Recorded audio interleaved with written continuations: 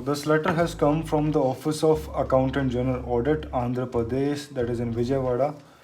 और इसमें क्या है, ये है provisional offer of appointment to the post of assistant audit officer as probationer. क्यों है ये प्रोबेशनर? द रीज़न बीइंग कि 2 साल का इसमें आपका प्रोबेशनरी पीरियड होगा। सक्सेसफुली अगर हम SAS का एग्ज़ाम क्लियर कर लेते हैं जिसमें 10-12 पेपर होंगे, तो जब हम क्लियर कर लेते हैं सारे एग्ज़ाम्स को, उसके बाद वो हमें परमानेंट बेसिस पे अपॉइंटमेंट लेटर दे देते हैं। मतलब वो फिर फिक्स हो जाता है कि आपका पक्के हो गए आप। स्टार्टिंग के फेज़ में ऐसे हर डिपार्टमेंट में होता है, किसी में 1 साल होता है, किसी में 2 साल होता है। जैसे प्रोबेशनरी ऑफिसर्स लगते हैं असिस्टेंट मैनेजर के तौर पे बैंक में। So the same way it is provisional offer for the probationer as AAO। Starting with Shri Rahul Yadav, son of Ranjit Yadav, is hereby offered an appointment to the so and so post in Vijayawada on the terms and conditions as mentioned below. क्या है terms and conditions देखते हैं भाई। This provisional offer of appointment is being issued pending verification of character antecedents from the district authorities। तो क्या कराना है हमको कि भाई हमारा एक वेरिफिकेशन होगा जो कि यूजुअली पुलिस वेरिफिकेशन होता है। Second point is in the case character and antecedents of the candidate is found not verified or any false information is given by the candidate in his her self declaration, the provisional appointment letter will be cancelled। तो मतलब अगर क्या है कि antecedents found नहीं हुए, मतलब जो मैंने एड्रेस दिया है, अपना परमानेंट एड्रेस दिया है, वहाँ पे मेरा एड्रेस नहीं पता चला या फिर मैं वहाँ पे नहीं मिला, आसपास के लोग मेरे को वेरीफाई नहीं कर पाए कि ये बंदा यहाँ रहता है कि नहीं रहता है, और अगर कोई भी इन्फॉर्मेशन गलत निकली तो मेरा पूरा का पूरा अपॉइंटमेंट जो है वो गलत हो जाएगा। The period of probation will be 2 years, 2 साल का प्रोबेशन है। दिस में however be increase at the description of the appointing authority. किसी भी इश्यूज़ के कारण या हायर अथॉरिटी जो भी होगी वो इसको 2 साल को बढ़ाकर 3 साल या 4 साल कर सकती है on their description. During the period of probation his her appointment will be purely temporary and govern by CCS temporary services rules 1965। पढ़ना पड़ेगा, I don't know what it is. During the period of probation, he/she will have to undergo a regular course of training for such a period at such a place in such a manner as may be prescribed. He/she may also be assigned regular duties during the period of training.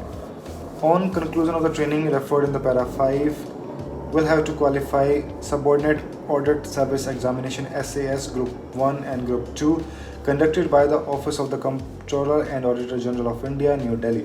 तो भाई CAG new Delhi जो है वो 2 paper कराएगा, SAS Group 1 and SAS Group 2। दोनों ही मुझे qualify करने पड़ेंगे, but that has to be subsequently done by after the training. तो पहले ट्रेनिंग होगी, जितना भी टाइम होगा उसके बाद वो एग्ज़ाम होगा, and those 10 papers has to be done. I think 10 papers to be completed. कहाँ से होंगे वो? कैग दिल्ली कराएगा उनको। On account of failure to pass the said examinations, he/she will be liable to be discharged from the services। So the best line in this कि अगर exam में आप फेल होते हो तो आपको सर्विस से बर्खास्त कर दिया जाएगा। मतलब पढ़ो, ग्रेजुएशन करो, SSC का एग्ज़ाम दो, लथपथ करके खूब मेहनत करके सर्विसेज को पाओ, फिर ज्वाइनिंग लेटर का वेट करो, और उसमें एक प्यारी सी लाइन लिखी हो कि अगर आपने एग्ज़ाम क्लियर नहीं किए तो आपका बर्खास्तगी हो जाएगी। बट नेवरदलेस कि ऑब्वियसली है कि अगर आपको अपनी एफिशिएंसी शो करनी है तो आपको पढ़ना पड़ेगा। रेगुलरली आप पढ़ाई करोगे तो आपकी एफिशिएंसी ऑटोमेटिकली बन जाएगी, और if you are efficient person तो आपको कोई सर्विस से क्यों ही निकालेगा। And if you are not an efficient person तो आपको सर्विस में रहने का हक भी कोई नहीं है, क्योंकि भारत सरकार का काम कर रहे हो आप, ऐसे छोटी मोटी चीज़ नहीं है ना। तो this line is very important, I think it is very important for everybody, and इसके बिना डर के शायद हो सकता है कि कुछ बच्चे पढ़ाई ना भी करें, तो ये ज़रूरी है। चलो next is during probation he/she shall have to pass a test in the regional language of the state Telugu, to which he/she is initially posted as AAO as a probationer in case he/she has not already passed an examination of matriculation standard in that language। तो अब मुझे तेलुगु सीखनी पड़ेगी और साथ साथ मेरे को तेलुगु में एग्ज़ाम भी देना पड़ेगा। I don't know what will be the qualifying marks, but अगर मैंने मैट्रिकुलेशन की होती, अगर मैंने 10वीं पास की होती किस में, तेलुगु एज ए लैंग्वेज लेकर, तो मुझे लैंग्वेज का एग्ज़ाम नहीं देना पड़ेगा। लेकिन हम तो दिल्ली से पढ़े हैं, और जो 3 लैंग्वेजेस का जो फॉर्मूला है वो सदर्न स्टेट्स में बहुत अच्छे से फॉलो किया गया। वहाँ पे पढ़ाते हैं Hindi English plus their own regional language. पर नॉर्दर्न में हम क्या पढ़ते हैं? हिंदी इंग्लिश, ज़्यादा कर ले तो संस्कृत पढ़ लेते हैं 8 तक, उसका कोई यूज़ नहीं है, वो किसी की मातृभाषा किसी भी स्टेट की शायद नहीं है, मातृभाषा in the sense spoken language नहीं है इंडिया में एज ऑफ नाउ। तो हमने थर्ड लैंग्वेज तो सीखी है नहीं, अब थर्ड लैंग्वेज मेरे को तेलुगु सीखनी पड़ेगी। इससे पहले थोड़ी बहुत कन्नड़ा जानता हूँ because I was posted for in Bangalore for 2 years। अभी तेलुगु भी सीखनी पड़ेगी, सीख लेंगे। While in service, she shall also have to pass a test in Hindi in case she has not already studied Hindi as a subject up to matriculation standard। तो अब ये हमने कर चुके हैं, क्या किया है कि जो भी कोई इंसान इस पोस्ट पर लग रहा है उसको हिंदी में भी एग्ज़ाम पास करना पड़ेगा। अगर उसने 10वीं में हिंदी का एग्ज़ाम दिया है और उसे अच्छे नंबर से पास किया है, मतलब पास हो गया है वो, तो फिर उसे हिंदी में एग्ज़ाम नहीं देना पड़ेगा, Hindi being official language of India. ठीक है, और वो हमने किया ही है, 10th में मेरे पास हिंदी थी तो मुझे ये देने की ज़रूरत नहीं पड़ेगी। While in service, she shall acquire proficiency in the accounts of state government to acquire the professional skill in the accounting function. She shall be posted on deputation basis as per administrative convenience in the office of principal accountant general in the state concerned। तो मुझे जिन भी areas में skill की ज़रूरत पड़ेगी वो वहाँ पे मेरे को बार बार पोस्टिंग करते रहेंगे, 1 महीना 2 महीना 3 महीना, कि भाई जाके सीख कर आओ कि क्या काम करना पड़ सकता है। मे बी एक बार के लिए मेरे को अपने से लोअर ग्रेड का जो काम है वो सीखना पड़े, और वो इम्पोर्टेंट भी है क्योंकि नीचे से ऊपर तक मुझे सबका पता होना चाहिए कि किसका क्या काम है, तभी मैं उनसे वो काम करा सकता हूँ या फिर उनकी एफिशिएंसी को चेक कर सकता हूँ। जैसे कि मेरे ऊपर वालों को मेरा काम पता होगा कि AAO का काम क्या है, तभी वो मेरी एफिशिएंसी को चेक कर सकते हैं। अदरवाइज़ मुझे पता ही नहीं है कि उसको करना क्या है, क्या नहीं करना और कैसे करना है, तो क्या तो मैं उसको गाइड करूँगा और क्या मैं चेक करूँगा। तो check and balance is very much required in the governments, तो उसी चीज़ के लिए मुझे ये चीज़ सीखनी पड़ेगी। And then she will be allowed to draw his or her pay allowances as admissible under CCS revised pay amendments rule 2017। The first increment in the level 8 will be released on the completion of prescribed length of the service। The second increment will be released on the completion of 1 year of service from the date of release of the first increment, and the third subsequent increment will be released without 10 years only after passing the SAS examination। Okay, तो मैं एक बार दोबारा पढ़ता हूँ कि भाई, तो एक प्रिस्क्राइब्ड लेंथ जो है वो मुझे करनी पड़ेगी सर्विस की, उसके बाद मेरा जो पहला इंक्रीमेंट होगा लेवल 8 में वो मिल जाएगा। उस प्रिस्क्राइब्ड लेंथ के बाद 1 साल और सर्विस करनी पड़ेगी मुझे, तब मेरा सेकंड इंक्रीमेंट आएगा, और जो थर्ड इंक्रीमेंट होगा बिना किसी एरियर के वो तब आएगा जब मैं SAS का एग्जामिनेशन पास कर लूँगा। Okay, and the completion of the prescribed length of service. The date following the last date of SAS Group 2 in which she is declared passed will be taken as the date of passing the SAS examination। तो भाई जो SAS का last paper होगा, जो मैं last paper group 2 का पास करूँगा, उस तारीख को वो तारीख मान लेंगे कि जब मैंने सारे SAS के एग्जामिनेशन क्लियर कर लिए हैं। ठीक है। In case she not entered in the government services before, she will be entitled to new restructured defined contribution pension system introduced by, मतलब ठीक है कि पेंशन का जो सिस्टम है NPS वाला वो जो सिस्टम है, अगर मैं 2004 से पहले का नहीं हूँ तो वो लागू हो जाएगा। That's not required। He will be liable to be transferred to the office of CAG of India or any other offices within IA and AD, this is Indian Audit Accounts and Audit Department, existing or to be created in future on certain terms and conditions as CAG of Delhi may decide, CAG of India may decide। Request for transfer to any ex-cadre post or to any other organization within or outside the Government of India on deputation or permanent absorption basis will be regulated by the instruction issued by Government of India, CAG of India and Cadre Controlling Authority from time to time।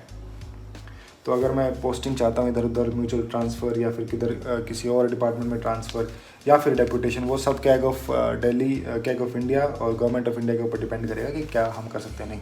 However during the period of probation request for deputation etcetera will not be entertain. जो probation period है उसमें हम deputation में नहीं जा सकते, वो मुझे अपने ही कैडर में करना पड़ेगा जो कि है हमारा Andhra Pradesh. On successful completion of the probation period and after rendering requisite length of service with satisfactory service records, he will also be liable for the promotion to the higher post of senior audit officer subject to so and so things। Okay, he may also get nomination in Indian Audit and Account Services as per the provisions of IAS recruitment rules 1983। तो अब इसमें लिखा है कि probation जब ख़त्म हो जाएगा तो उसके बाद मैं प्रमोशन ले सकता हूँ as a senior audit officer. और उसके बाद ये जैसे हमारी जो जॉब लगेगी वो लगेगी IANAD, मतलब Indian accounts and audit department. तो डिपार्टमेंट में एक हिस्सा हूँ। एक जैसे IAS होते हैं उनके इंडियन एडमिनिस्ट्रेटिव सर्विसेज, ऐसे ही Indian accounts and audit services भी होता है। तो मेरा प्रमोशन फिर उसमें भी हो सकता है ऑन अकाउंट ऑफ प्रोविजंस जो कि लिखे गए हैं रिक्रूटमेंट रूल्स 1983 में। ठीक है। During the period of probation he she may be allowed on return request to apply for post of grade B officers under the Reserve Bank of India and the post under the central government, state government to be filled only through open competitive examination and carrying level not lower than the attached with the post of assistant audit officer। तो एक और मोटी बात इसमें है कि once I join this department as an AAO, मैं इससे लोअर रैंक की किसी भी एग्जामिनेशंस में नहीं बैठ सकता। तो वही उसमें लिखा है कि RBI ग्रेड B ऑफिसर्स का जो पोस्ट है उसके लिए तो मैं रिटर्न रिक्वेस्ट दे सकता हूँ कि सर मुझे वो एग्ज़ाम देने दिया जाए, तो वो अलाउड है। लेकिन उसके अलावा कोई भी ऐसी पोस्ट जो असिस्टेंट ऑडिट ऑफिसर से डाउन में होती है वो नहीं दे सकते। ठीक है।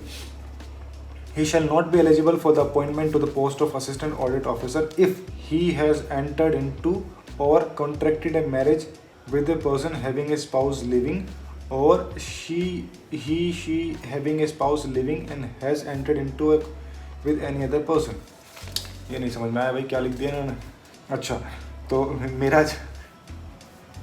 मेरे को समझ नहीं आता क्या है इसमें। तो क्या लिखना चाह रहे हैं, मेरे को लगा कि जिसकी एंगेजमेंट हुई है वो इंसान ज्वाइनिंग नहीं कर सकता। मैंने कहा दिमाग ख़राब हो गया है तुम्हारा, मेरी मतलब ये तो गड़बड़ हो जाएगी। बट ऐसा कुछ नहीं है। ये लिखा है कि जिस इंसान ने या तो ऐसे इंसान से शादी कर ली है जो कि पहले से शादीशुदा हो, या ऐसे से कॉन्ट्रैक्ट कर लिया है शादी करने का, मतलब एंगेजमेंट कर ली, एक तरीके से सगाई कर ली, रोका कर लिया, मतलब जो भी है, ऐसे इंसान से जो पहले से शादीशुदा है, तो ऐसे इंसान को वो इस पोस्ट पे नौकरी नहीं देंगे। दूसरा, अगर वो ऐसे इंसान के साथ रह रहा है, ठीक है, या मेरी कोई मतलब क्या ही कहूँ, मतलब इसमें ऐसा है कि यार एक तरीके से ये है कि तुम्हारी खुद की वाइफ जिंदा है, तुम दूसरी शादी कर रहे हो, ठीक है, इस तरीके से, या तुम किसी ऐसे इंसान से शादी करो जिसका हस्बैंड जिंदा है, तो मतलब एक्स्ट्रा मैरिटल अफेयर टाइप की चीज़ है। और अफेयर नहीं, उसको वो स्टैंप वाली बात, मतलब शादी कर चुके तुम, तो ऐसे इंसान को जॉब नहीं मिलेगी। क्या ही बात लिख देते हैं। तो उसको ऐसे डिक्लेरेशन देनी पड़ेगी, ऐसे अनेक्शर ए, तो इन्होंने एक अनेक्शर ए दिया है, देखते हैं क्या है भाई। तो उसको ये एक अनेक्शर ए है जिसमें लिखा है आई श्रीमती कुमारी डैश, जिसमें हमारा अपना नाम भरा जाएगा। Hereby declare as under that I am unmarried, a widower और ए विडो, मतलब या तो मैं अनमैरिड हूँ या विडोवर हूँ या विडो हूँ, या फिर I am married and have only one wife living, या फिर I am married and have more than one wife living, that I am married and during the time of my spouse I have contracted another marriage, that I am married and my husband has not other living wife at the best of my knowledge, that I have contracted a marriage with a person who has already one wife or more living। तो मतलब basically ये कि मेरे को अपने marriage का certificate देना है कि मैं मतलब शादीशुदा हूँ नहीं हूँ क्या हूँ, वो बताना है इसमें एनेक्सर ए में। ठीक है।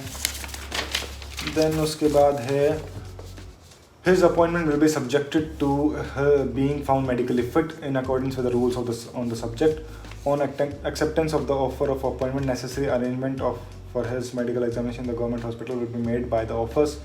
और जैसे जैसे उनको मेडिकल सर्टिफिकेट मिल जाएगा वैसे वैसे उनको ज्वाइनिंग का अलॉटेड ऑफिस में मिल जाएगी। तो मतलब medical certificate is required that yes this person is medically fit to sit on the chair of AAO, जिसमें कि ऐसा SSB वाला मेडिकल नहीं है। इसमें सिंपल है कि आप बैठने लायक होने चाहिए, आप बैठ के काम कर सकते हैं, आप थोड़ा बहुत आप ट्रैवल कर सकते हैं, आपको कोई इश्यूज़ नहीं है।